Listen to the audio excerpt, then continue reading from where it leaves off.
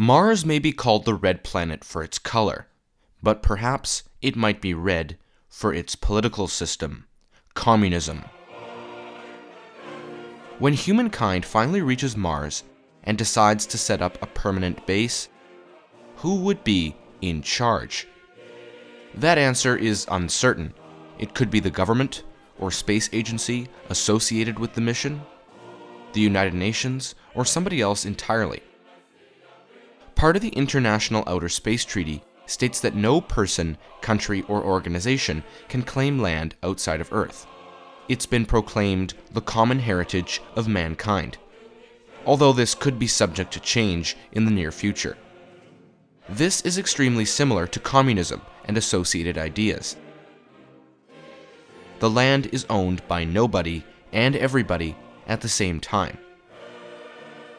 In the early stages of humans on Mars, people would only be there for 3 productive reasons: make scientific advancements, prepare for others to arrive, and improve the local quality of life. Seeing as people are confined to a few rooms, not much else is possible.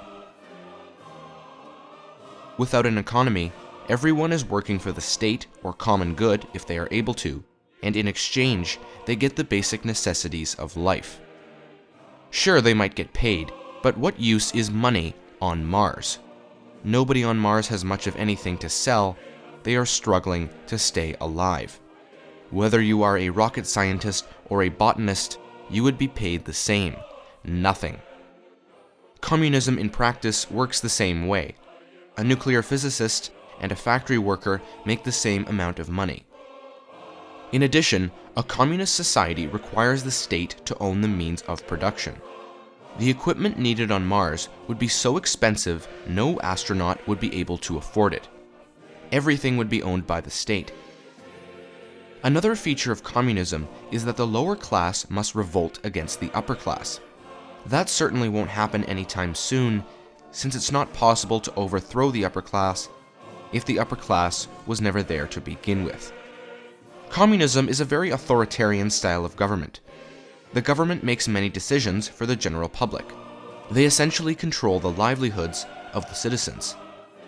This is not part of Karl Marx's communist theory, just an inevitable result of giving total power to a small group of people.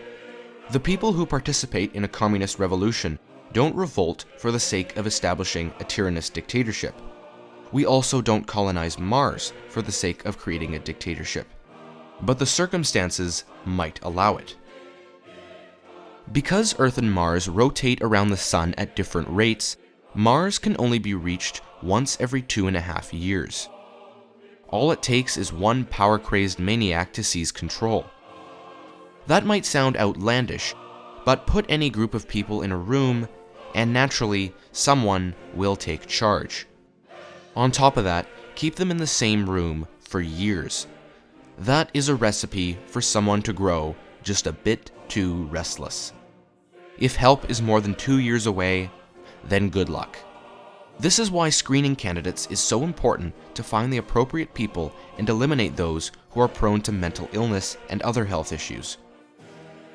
Prior to Russia's Bolshevik Revolution, the Russian Orthodox Church was heavily integrated with the Russian monarchy.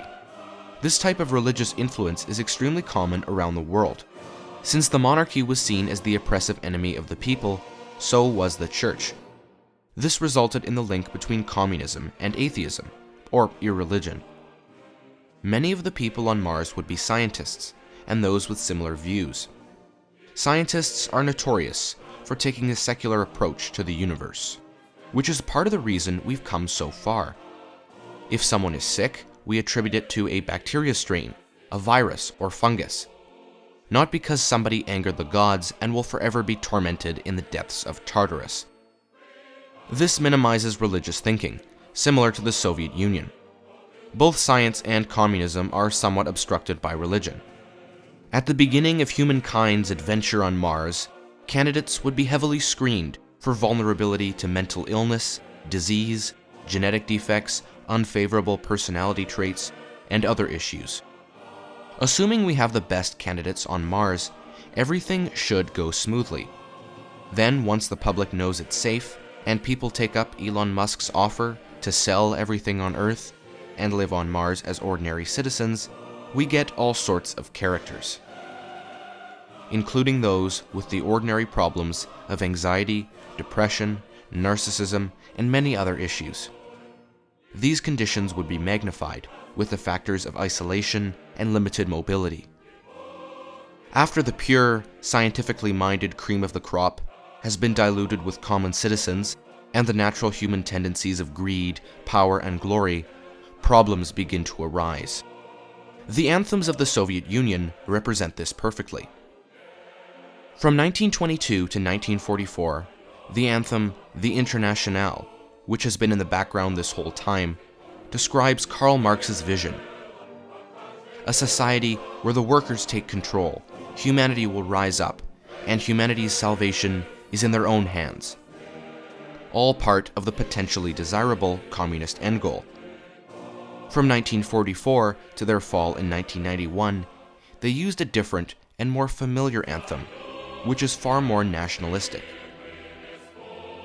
It promotes Lenin's party, the Red Banner, and the triumph of communism, an ideology which removes the focus from actual people and onto a select group of politicians. Perhaps the story of humankind on Mars is no different.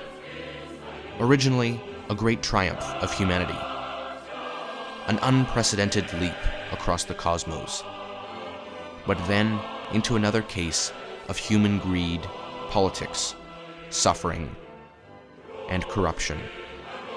Hopefully, humanity will learn from its mistakes. And until next time, thanks for watching.